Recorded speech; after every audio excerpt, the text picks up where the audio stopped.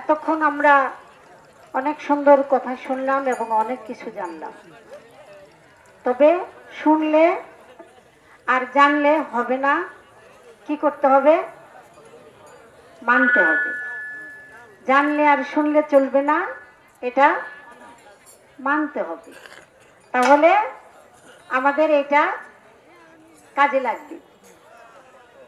বউ শাশুড়ি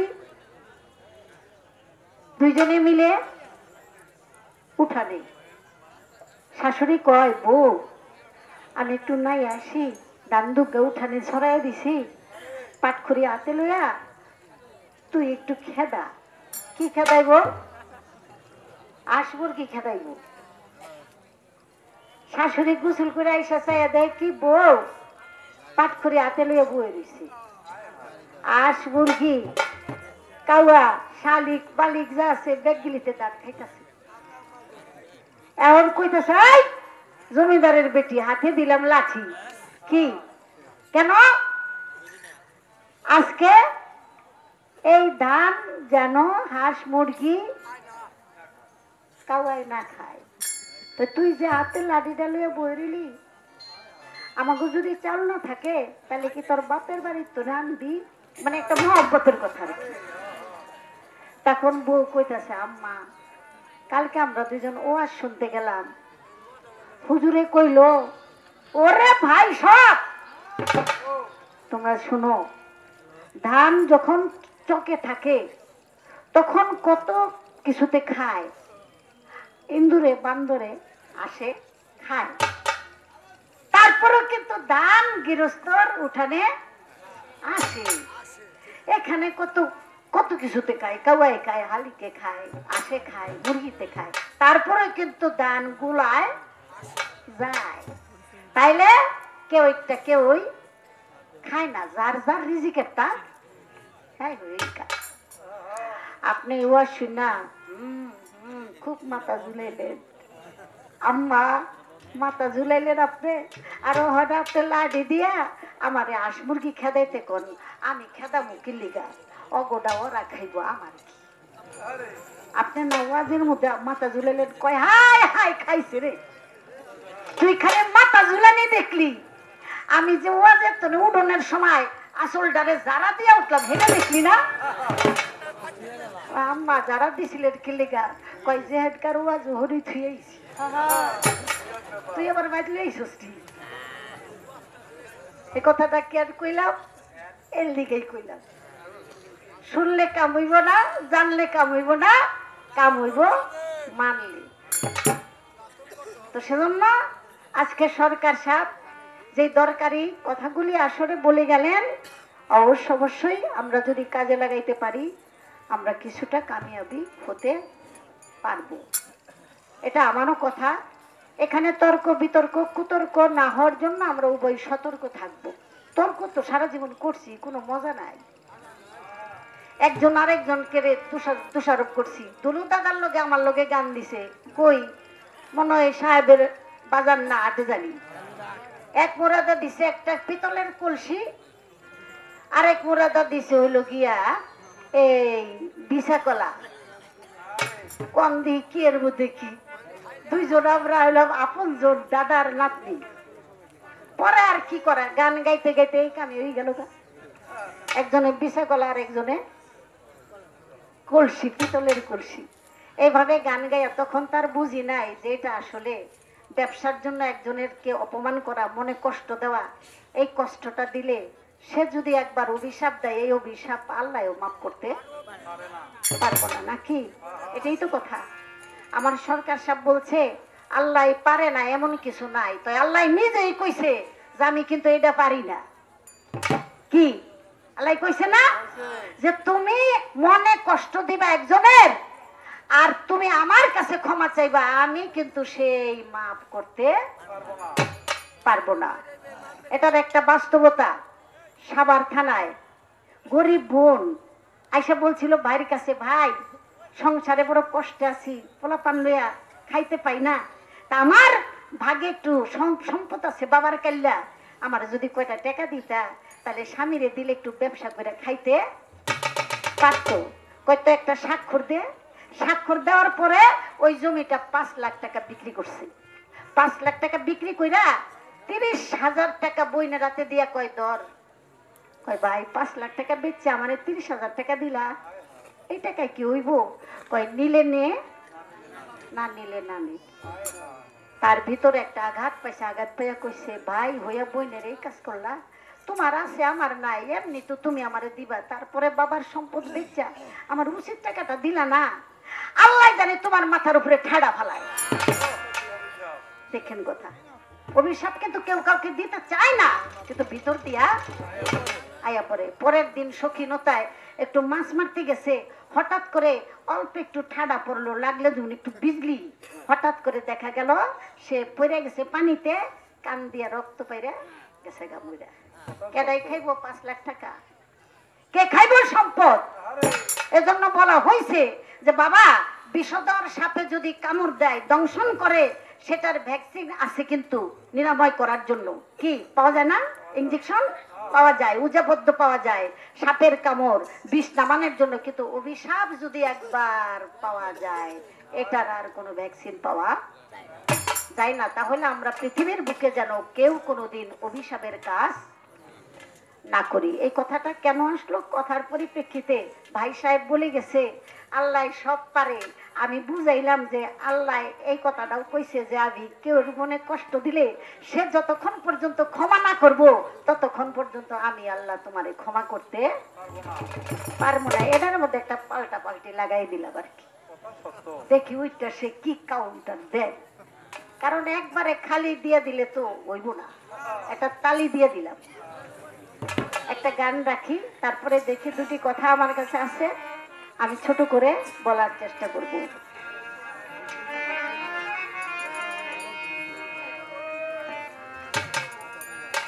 স্বরূপের রূপের খেলা দেখবি যদি মন আমার, দেখবি যদি মন আমার, ধ্যান করিলে জ্ঞান বাড়িবে, ধ্যান করিলে জ্ঞান বাড়িবে, বুঝবে দেহের অন্ধকার। স্বরূপের রূপের খেলা দেখবি যদি মন আমার, দেখবি যদি মন আমার, ধ্যান করিলে জ্ঞান বাড়িবে, ধ্যান করিলে জ্ঞান বাড়িবে, বুঝবে দেহের অন্ধকার। স্বরূপের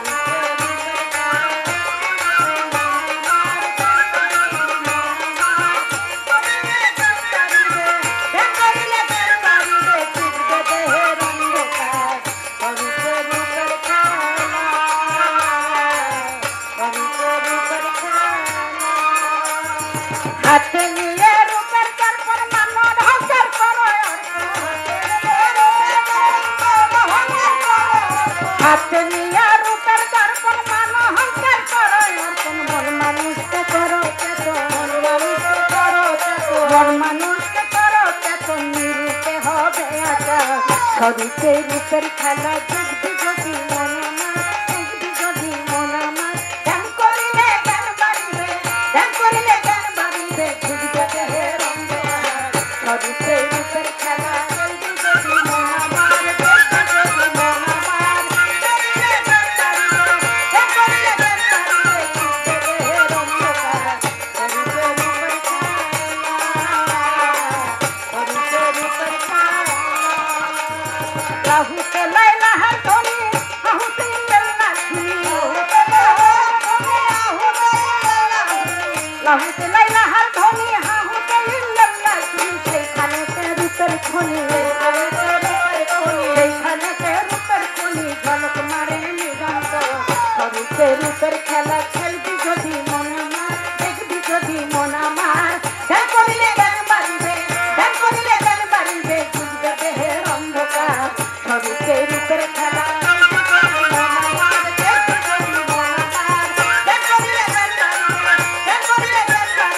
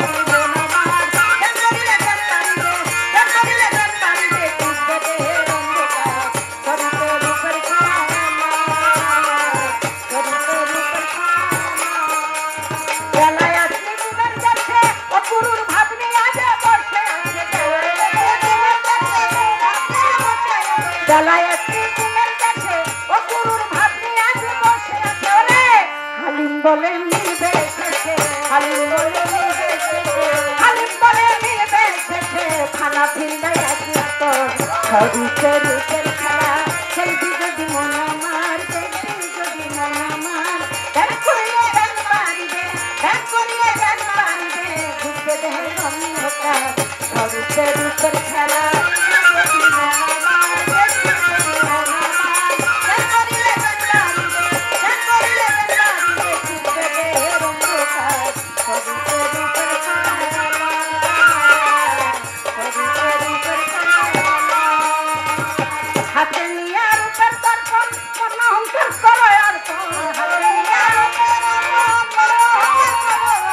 হাতে নিয়ে রূপের দর্পণ মান অহংকার করো মন মানুষকে করো চেতন মন মানুষকে করো চেতন নিরূপে হবে স্বরূপে রূপের খেলা খেলবি যদি মন আমার দেখবি যদি মন আমার দেখ করিলে দেখ পারিবে দেখ করিলে দেখ পারিবে রূপে দেহে অন্ধকার স্বরূপে রূপের খেলা যদি মন আমার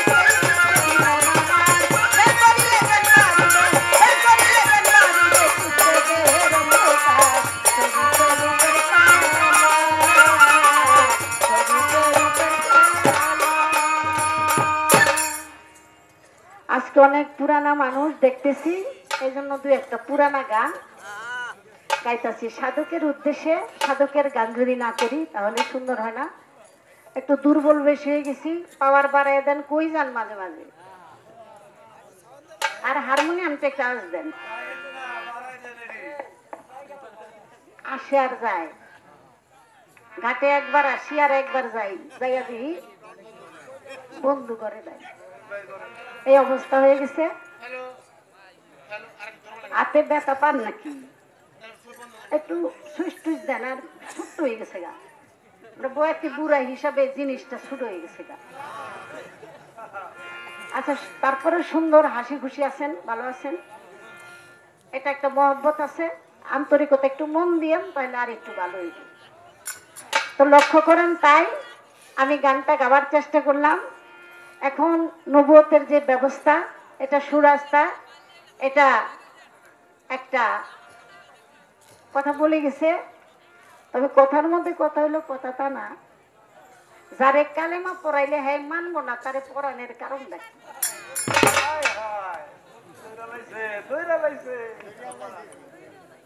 আপনি যে গল্প দিলে ফুল হাতা হয় নাকি হাফ হাতা হয়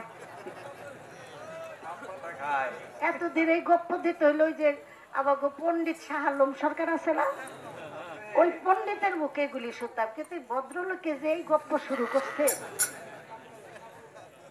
নিজের কাপড়া কুপড়া হালাই দিয়া কাপড়ের কাপড়া লইছে ওরে মুখ দিয়া কি বাড়ি করা করছে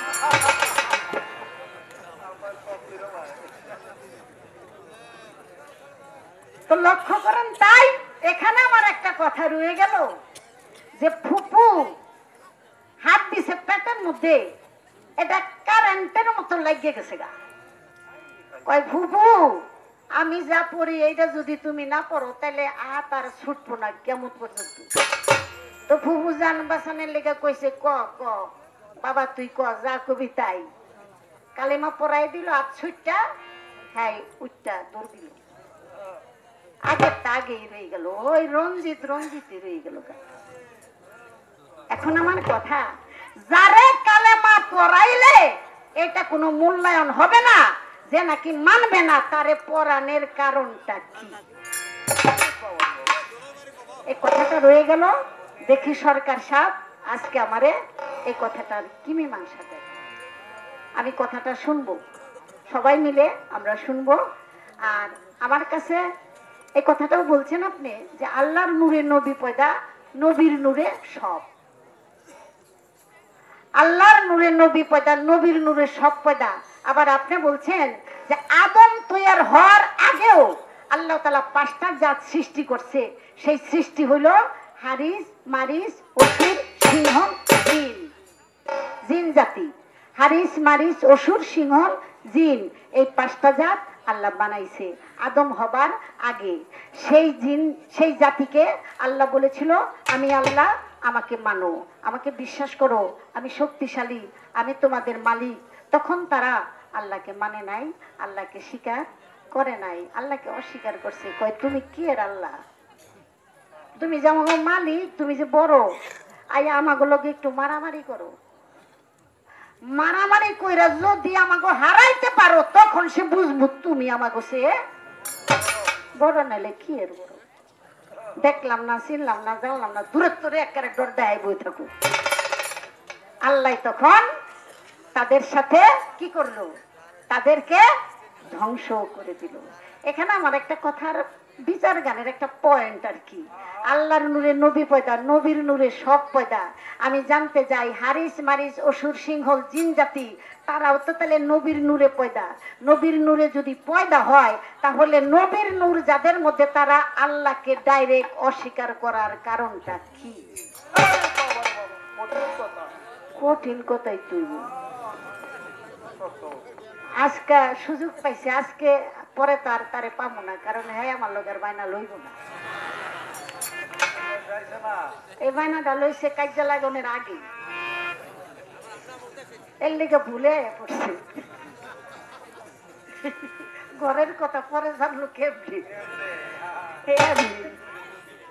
তো লক্ষ্য করেন। তাই এই জন্য আমি দুই একটা কথা মনের দুঃখে কইতাছি আর কি, আপনারা কিছু মনে করেন না, কারণ ওনার কাছ থেকে আমি যদি চাপ না দিই তাহলে ওনার যে জবাব আছে, ভাব আছে, সেটা উদয় হবে না। একটা ধর্তা গাই, আরে সকালবেলা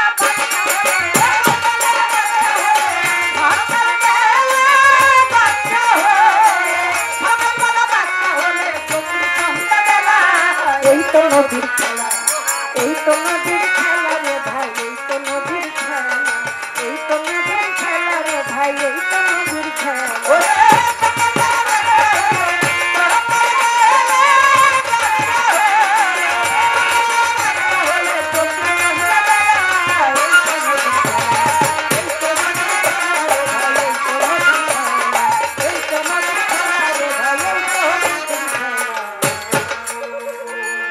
যাহা কিছু জিজ্ঞাসা ছিল তাহার পরে ধন্য বাপের পূর্ণ বেটা সুন্দর জবাব করে।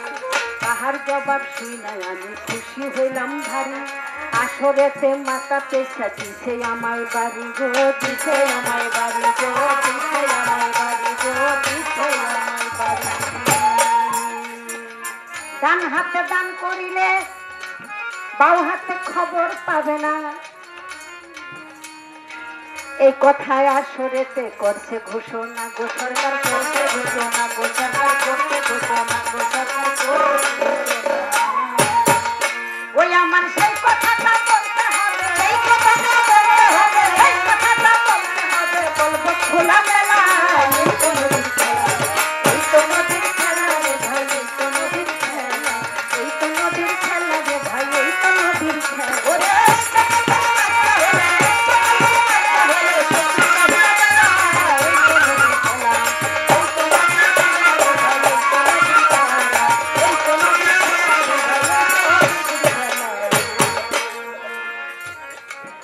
বলেছেন কথা ভালো,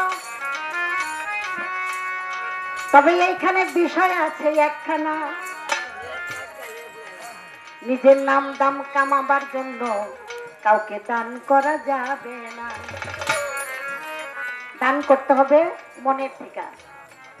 রিক্সায় উঠছি, যাবো মুক্তিযোদ্ধা মার্কেট, একটা রিক্সাওয়ালা পিছে দিয়ে তার জামাটা এত ছিঁড়ছে আর এত শিলান শিলাইছে, আর শিলানের কোনো জায়গা নাই।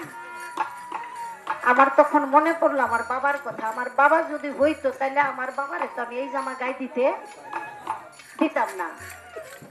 আমার কথাই বলি, এটা আমার বাবার কথা মনে পড়ছি। আমি তারে দাঁড় করাইলাম, বাবা একটু দাঁড়ান, আপনি আসবেন আমার লগে? কয় মা গেলে রিক্সাটা যদি চুরি হয়ে যায়। বললাম তা আপনি একটু দাঁড়ান। দাঁড়াইলো, একটা জামা আমি লয়ে এলাম, আইনা বাবা আপনি গায়ে দেন।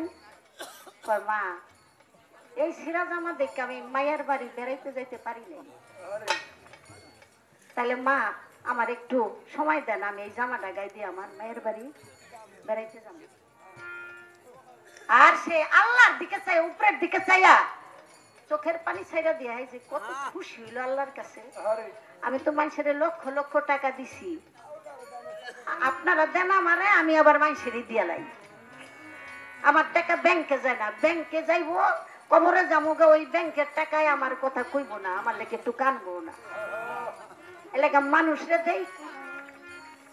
আমি যদি মরে যাই অন্তত একদিন হইলো তো ভাববো যে আহারে আলো আলো যদি থাকতো আজকে আমাকে একটু দেখতো, আল্লাহ আলোর একটু ভালো রেখো।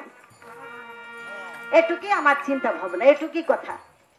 লক্ষ লক্ষ টাকা দিয়েও তার কোনো যশ খ্যাতি নাম পাওয়া যায় না, কিন্তু মুহূর্তের মধ্যে যদি 100 টাকা খরচ করা হয় তার জন্য একটা আত্মার তৃপ্তি পাওয়া যায়, আত্মার আনন্দ। আমার দয়াল নবী বলেছেন, এই বিবিদের মধ্যে যার হাত লম্বা সে যাবে জান্নাতে, সবার আগে সে জান্নাতে যাবে। বিবিরা হাত মাপামাপি করতেছে, দেখি কার হাত কার চেয়ে লম্বা। আমার দয়াল নবী বললেন, না রে, এই হাত না, যার নাকি দানের হাত লম্বা, নাকি এইভাবেই তো হাদিসটা আসছে, যার নাকি দানের হাত লম্বা, যে সবার আগে মন থেকে দান করতে পারে, ওই দানকারীকে আল্লাহ তাআলা সবার আগে জান্নাত নসিব করবে। তাহলে এটা হাদিসে চলে আসছে। মাওলা আলী করিমুল্লাহ ওয়াজহু মসজিদে যাচ্ছেন, হঠাৎ করে এক ভিক্ষুক একজন আইসা বলল, আল্লাহর রাস্তায় আমাকে কিছু দান করবেন। আমার মাওলা আলীর হাতে একটা আংটি ছিল, আংটিটা তারে দিয়া তারপরে নামাজে চলে গেল। আকিমুস সালাত ওয়াতু যাকাত, নাকি এটাই তো কথা, আকিমুস সালাত ওয়াতু যাকাত, সালাত কায়েম করো যাকাতের শহীদ, সালাতের আগে তোমার যাকাতটা আদায় করতে হবে। যেই সালাতের সাথে যাকাত আদায় করা হয় না, সেই সালাত পরিপূর্ণ আদায় হয় না। আমরা তো খালি ফাওয়া ফাওয়া জান্নাত চাই, হ্যাঁ, ফাওয়া ফাওয়া খালি নামাজ পড়া 14 গোষ্ঠী শুদ্ধ জান্নাতে যামুগা, কিন্তু তার সাথে যে যাকাতের জরুরিটা আল্লাহ দিয়ে গেছে, কিন্তু আমরা যাকাতের বেলায় কিন্তু অতটা আগ্রহ প্রকাশ করি না। তাই আমি আমার সরকারকে বলার চেষ্টা করলাম, এই সমস্ত কে কে দান করছে, যেমন আমরা একটা সিরিজ দেখতাম দাতা হাতেম তাই, কি দাতা হাতেম তাই, সে তো দানশীল ছিল, দান করছে বলেই তো তার নামটা ইতিহাসে চলে আসছে। গোপন রাখতে হবে, কিন্তু কোন কোন বিষয় আরেকজনকে একটু বোঝাবার জন্য, শিক্ষণীয় হিসাব করার জন্য, সেখানে যদি তার মন সরলতায় প্রকাশ করা হয়, ওই প্রকাশনার মাধ্যমে যদি আরো 10টা ব্যক্তি তার দানের হাতটা বাড়ায়া দেয়, তাহলে এখানে কোনো দোষণীয় ব্যাপার থাকতে পারে না। নিজে দিবেন না, বা আমারটার মধ্যে খোটা লাগাই দিছে, আপনি একটু প্রতিযোগিতা লাগাই দেন না, কি পূর্ণ কাজে যদি কেউ প্রতিযোগিতা করে তাহলে সেটা নিয়ম, সেটা করা যায়। পূর্ণ কাজে যে ও এত পূর্ণ করতেছে, আমি পারুম না কি লিগা, ও 1000 টাকা মানুষের মাঝে বিতরণ করে, আমারও তো আল্লাহ দিছে, আমি পারুম না কি লিগা। আজকে দেখা দেন না 5000 টাকা দিয়ালাম, তাহলে সে বুঝা যাইব না আরেকজনরে খোটা দেওয়ার বেলায় আগে আসতেছেন। এটা আপনি করেন না, আপনি সহজ সরল মানুষ, সরলতাই থাকেন। আমারে বলতেছে যে আপনি দান করে দিয়া থাকেন, আমি এই জন্য কথাগুলি বলার চেষ্টা করলাম। আমরা সবাই যেন দানের হাতটা বাড়াইতে। আপনার 5 তলা দালান, আপনার পাশের ভাই টিন দিয়ে একটা ঘর বানাইবো, সেই ক্ষমতাও নাই। আল্লাহ বলছে এইটা আমি পছন্দ করি না। তুমিও তোমার ভাইকে তুমি দাও, তোমাকে ধনী বানাইছি, তুমি ধনী তাই ঋণী, তোমার পাশে যে এতিম মিসকিন গরিব, তাদেরও এই সম্পদের উপরে কি আছে, অধিকার আছে, ভাগ আছে, তাদেরকে দেওয়ার চেষ্টা করো। বলে দিলাম এই কথাটা, ধন্যবাদ সবাই। দেখি তিনি দাঁড়াইয়া কি কথা শোনাই রে ভাই, কি কথা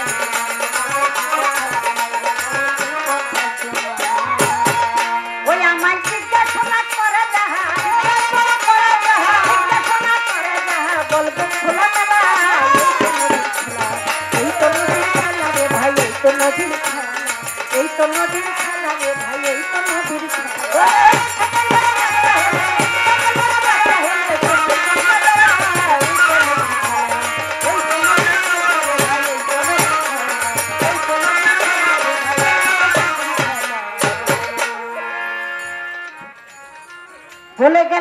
হজরতে একটু জোরে বাড়ি দাও। এই বেলায়েতের অবস্থা, বেলায়েতটা কোথা থেকে হলো তার ব্যবস্থা। বেলায়েত আল্লাহ প্রদত্ত, এটা নবীর কাছেই ছিল। এখানেতে বেলায়েত কি ভিন্ন কিছু হলো? বেলায়েত আর নবুয়াত এটা হলো দয়াল নবীর বুকে হলো বেলায়েত আর পিঠে হলো নবুয়াত। আল্লাহর তরফ থেকে দয়াল নবীর কাছেই এই নবুয়াত এবং বেলায়েত দুটোই দান করেছেন। নবুয়তের যুগ, নবুয়তের সমাপ্তি, সেই সমাপ্তিটা হয়েছে গাদিরে খুমের ভাষণে। সেটা ছিল 18ই জিলহজ। নাকি বাবা? 18ই জিলহজ গাদিরে খুমের ভাষণে আমার দয়াল নবী বলেছেন, বিদায় বিদায় বিদায়, আমার সাথে তোমাদের আর এইভাবে দেখা সাক্ষাৎ হবে না। আমি আমার থেকে নবুয়তের সমাপ্তি, আখেরি জামানার নবী আমি, নবুয়তের সমাপ্তি। আমার পরে নবুয়তদারী নবী আর দুনিয়ার মধ্যে আসবে না, নবুয়তের বায়াত আর চলবে না। আমার পরে থাকবে হলো বেলায়েতের বায়াত। তাই বেলায়েতের বায়াত কার হাতে? তার নাম হলো মাওলা আলী করিমুল্লাহ ওয়াজহু। দয়াল নবী বলেছেন, আমি চলে গেলাম, রেখে গেলাম আহলে বায়াত, আহলে বায়াত, আহলে বায়াত, আর রেখে গেলাম পবিত্র কোরআন। পবিত্র কোরআন আর আহলে বায়াত। আহলে বায়াতকে মাওলা আলী করিমুল্লাহ ওয়াজহু, মা ফাতেমা জোহরা, ইমাম হাসান, ইমাম হুসেন আলাইহিস সালাম, এই আল্লাহ রসুল বলে গেলেন। আর বললেন, তোমরা যারা সেখানে উপস্থিত 1.25 লক্ষ উম্মত সবাই মিলে আমার সামনে আমার হাতে যারা হাত রেখে বায়াত হয়েছো, আজকে তারা সবাই মিলে আমার মাওলা আলীর হাতে হাত রেখে বায়াত গ্রহণ করে। অর্থাৎ নবুয়তের হাতে যারা হাত রেখে বায়াত হয়েছে তাদেরকে দয়াল নবী বললেন, বেলায়েতের হাতে হাত রেখে বায়াত হওয়ার জন্য। এটা কে? আল্লাহ রসুল বলেছেন, আমি যার মাওলা, আলী তার মাওলা। অতএব আমি হইলাম এলেমের শহর, আর আলী হইল শহরের দরজা, রহমতের দরজা। আমার কাছে আসতে চাইলে আলীর মাধ্যমে আমার কাছে আসতে হবে। সেটা কবে? সেটা হলো 18ই জিলহজ। মাওলা আলীকে আল্লাহ রসুল আল্লাহর আদেশক্রমে বলে গেলেন বেলায়েতের মাওলা, অর্থাৎ অভিভাবক। আমি আপনাকে কথাটা বলার চেষ্টা করলাম। সেখান থেকে শুরু হয়ে এরপরে চলে আসলো হাসান বস্তি, ইমাম হাসান, ইমাম হোসেন, চলে আসলো ওয়াইশ কুরুনি। এদেরকে মাওলা আলী করিমুল্লাহ ওয়াজহু বেলায়েতের গুরু হিসাবে, খলিফা হিসাবে, প্রতিনিধিত্ব হিসাবে দায়িত্ব দিলেন। এখান থেকে শুরু হলো আমার বেলায়েতের বায়াত। এখন আমি শুধু এইটুকু বলবো, এখানে কড়া কথা বলার কোনো দরকার নাই, নবীকে অস্বীকার করার কোনো দরকার নাই। তো আমি তো নবীকে দেখি নাই, নবীর সাথে আমার সাক্ষাৎ হয় নাই। আমার সাক্ষাৎ হয়েছে আমার মুর্শিদের সাথে, আমার শফি বাবার সাথে, আমার শফিউল বসর মাইজ ভান্ডারীর সাথে। অর্থাৎ আমার মুর্শিদ, আমার যিনি দয়াল, আমার যিনি অভিভাবক, আমার যিনি দিক নির্দেশক, আমার যিনি গুরু পীর, আমি মনে করব সেই আমার রাসূল। লালন সাইজির একটা গান আছে না, আপনারা তো সেই গানটা জানেন, রূপ কাষ্টেরি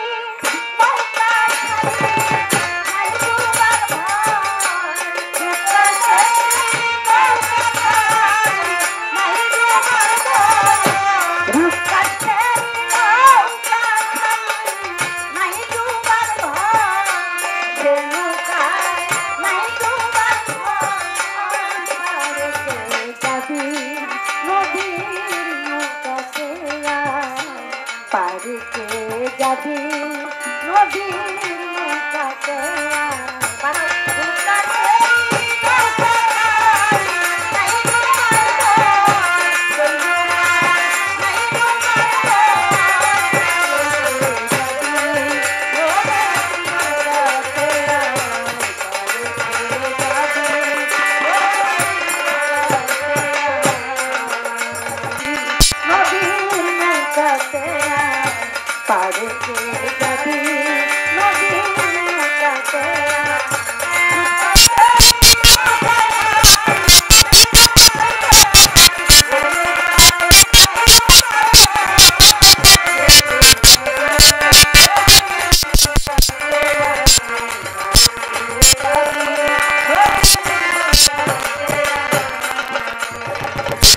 মদিনা মানে যারা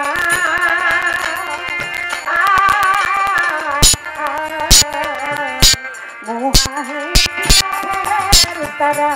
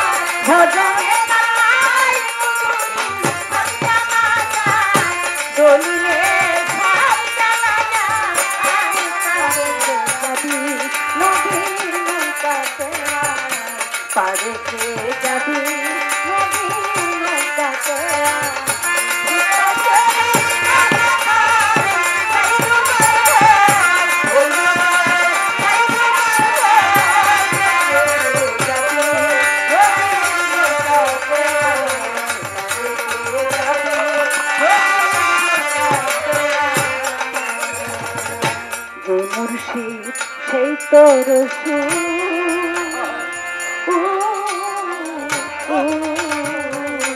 ইহাতে কোনো ভুল খোদা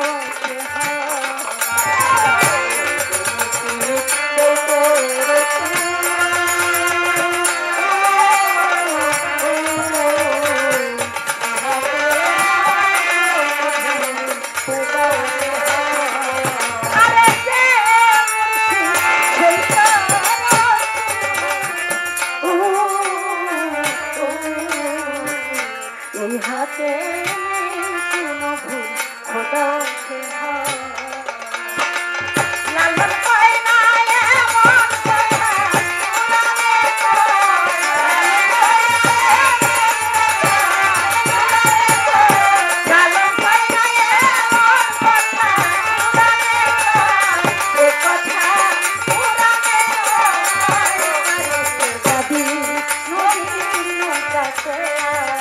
পারছে যাবি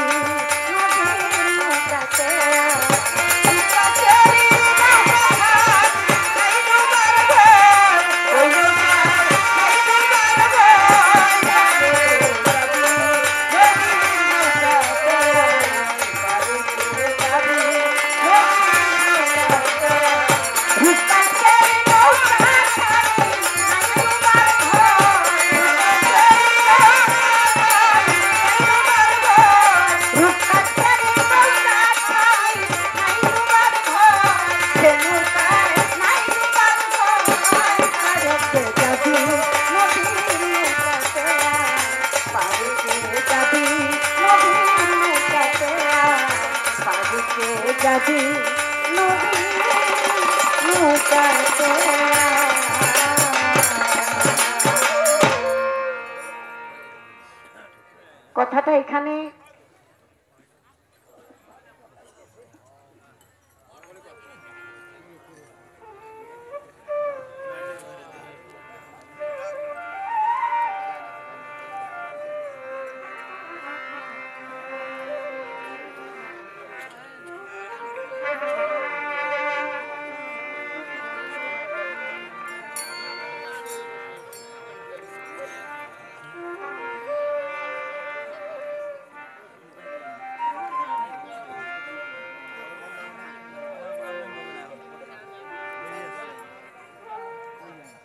আসলে আমাদের বাউল বিচার গানটা এটা হলো একটা ভালোবাসার বন্ধন। এখানে দেখেন আপনারা এইভাবে বসে আছেন, আজকে এমন এক বন্ধুর সাথে দেখা হয়েছে যার সাথে 20 বছরের মধ্যে কোনো দেখা সাক্ষাৎ নাই। এই ছিল এই যে একটা গানের একটা বন্ধনে একটা টানে টানে সবাই একত্রিত। যেই বাড়িতে জীবনে আইবেন না ভাবেনই নাই ওই বাড়ির মেহমানও একলা একলাই হয়ে গেছে, খুঁজা খুঁজা আত্মীয়র বাড়ি বাড়ি করে ফেলাইছে। তাহলে ভিতরে একটা ভালোবাসার ধাক্কা লাগছে, তাই সে আর দূরে থাকতে পারে না। এটাই একটা প্রেমের টান, কিন্তু চলে আসছে আসনের মধ্যে, একটু বুকের মধ্যে লাগাইলো। এই বুকের উসিলায় সেও যাইতে পারে, ওই বুকের উসিলায় আমিও যাইতে পারি, কারণ এখানেই তো আল্লাহর ঠিকানা। কুলবিল মুমিনিন আরশিলিল্লাহি তাআলা, মুমিনের কালব হলো আল্লাহ আরশ। এই কালবের মধ্যেই হলো ঠিকানা। সেখানে যদি সঠিকভাবে আলোময় আলোকিত হতে পারে, তাহলে এখান থেকে কিছু পেতে পারে। এই দুটি কথা হয়ে গেল। আর ওই কথাটা বলা হলো যে আমি যাকে দেখছি সে আমার মুর্শিদ কেবলা। আমি যদি আপদে বিপদে পড়ি, তাহলে যেই রূপের সাথে আমার সম্পর্ক, ওই রূপ ধরে, সেই রূপের বর্জক ধরে, ওই নামটা ধরে যদি আমি ডাকতে পারি, তাহলে অবশ্যই আমি তাকে দেখতে পারি। আমি আর বেশি আর অন্য কথায় যাব না, অন্য কথা বলবো না। আমার জন্য, ভক্তের জন্য, ভক্তের জন্য আল্লাহ বলেন, রসুল বলেন, সবকিছুই মুর্শিদের মাধ্যমে। মুর্শিদ ছাড়া আলাদা কিছু এখানে নাই। মুর্শিদ অর্থাৎ ওই ফানা ফিল্লা বাঁকা বিল্লা, আমার গানটার মধ্যে বলা হয়ে গেছে, ফানা ফিল্লা বাঁকা বিল্লা। ওই স্তরে পৌঁছাই গেলে সেখানে আর দুই ভাবনা, দুই রূপ থাকে না। কি গান? ও তুই ডুব দিলা রূপ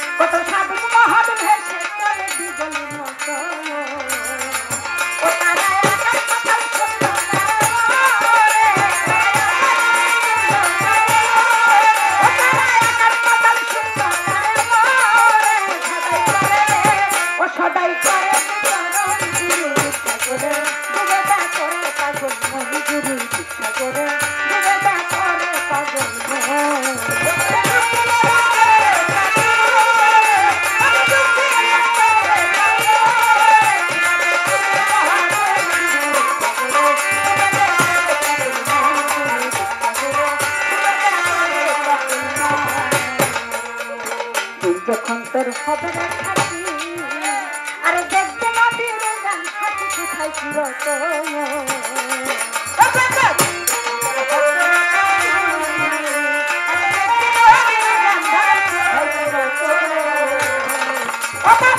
যখন তোর হবে না থাকি, আরে দেখতে নদীর গান থাকি কোথায় চিরত। বাবারে সেই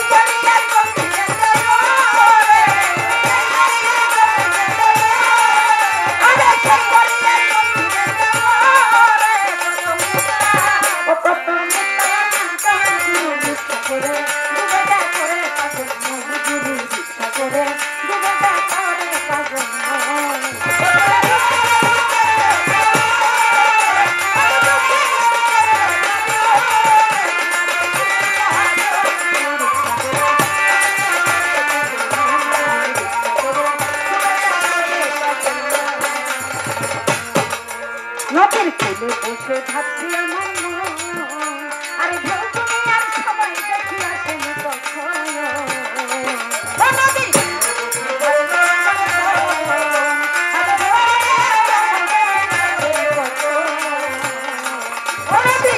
বসে ভাবছি আমার মন, আরে ঢেউ তুমি আর সবাই দেখি আসেন কখন।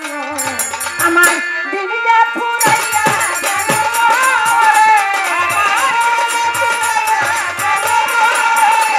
আমার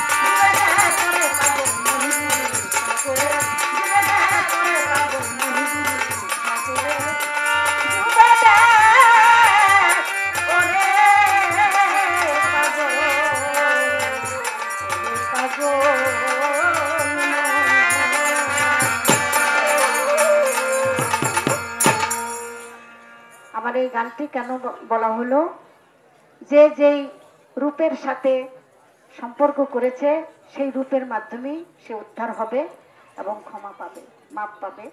আমি সরকারের কাছে একটা কথা রাখবো এখানে।